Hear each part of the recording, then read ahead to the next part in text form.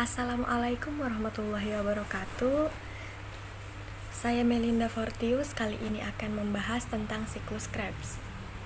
Siklus Krebs merupakan tahap ketiga dari proses respirasi aerob, yaitu proses menghasilkan energi di mana dalam prosesnya membutuhkan oksigen, atau bisa dikatakan tahap lanjutan dari proses dekarboksilasi oksidatif.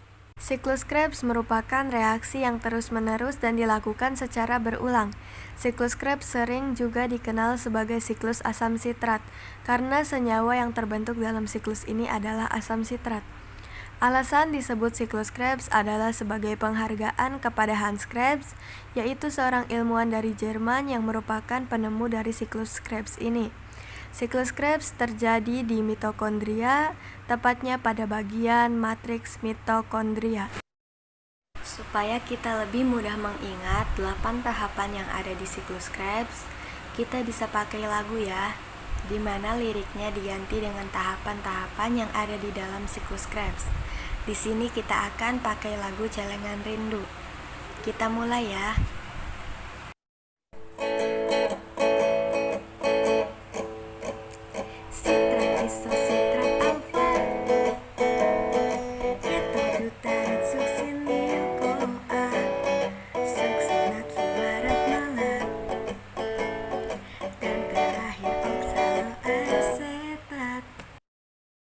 Lalu bagaimana prosesnya?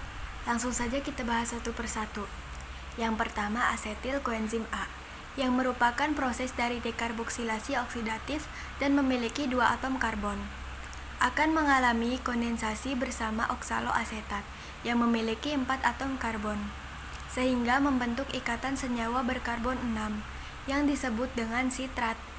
Pada saat pembentukan sitrat, koenzim A akan dilepaskan.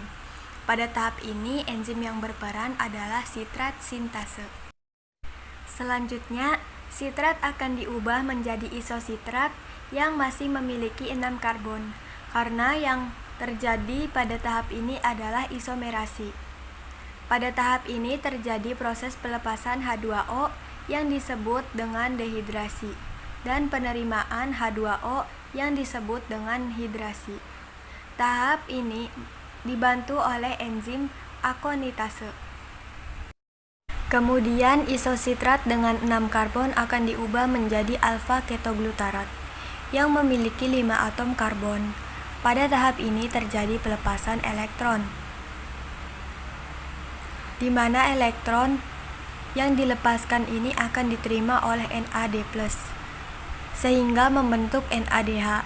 Pada tahap ini pula terjadi pengurangan atom karbon, di mana nantinya satu karbon ini akan membentuk CO2. Enzim yang berperan dalam tahap ini adalah isositrat dehidrogenase. Tahap selanjutnya alfa ketoglutarat akan diubah menjadi suksinil koenzim A yang memiliki 4 atom karbon.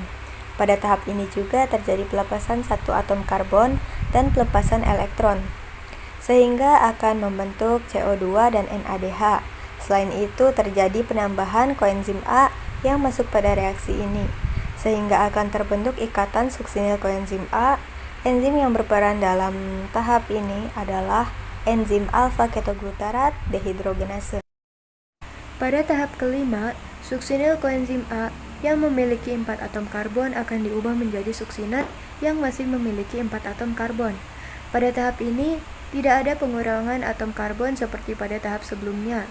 Tetapi pada tahap ini terjadi beberapa reaksi, yaitu fosfat inorganik atau PI akan berperan dalam tahap ini sebagai pemutus ikatan koenzim A yang terdapat pada suksinil, sehingga pada tahap ini koenzim A dilepaskan dan fosfat inorganik akan berikatan dengan GDP membentuk GTP.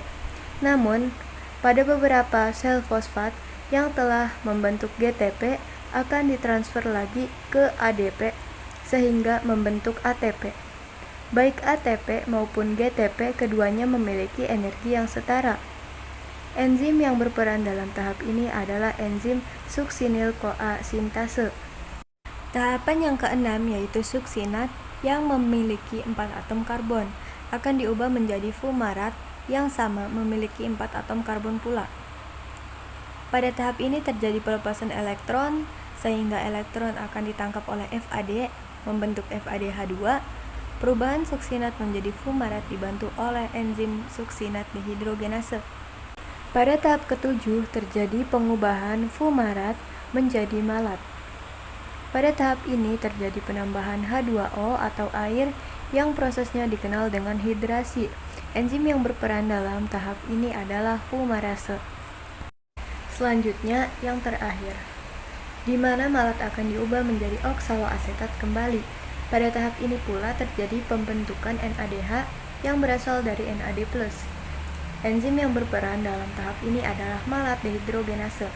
Dengan demikian, dapat kita simpulkan bahwa dalam satu kali siklus atau satu senyawa asetil koenzim A menghasilkan 3 NADH, 1 FADH2, dan 1 ATP. Karena pada dekarboksilasi oksidatif menghasilkan 2 asetil koenzim A, berarti terjadi 2 kali siklus, sehingga hasil akhir pada siklus Krebs adalah 6 NADH, 2 FADH2, dan 2 ATP.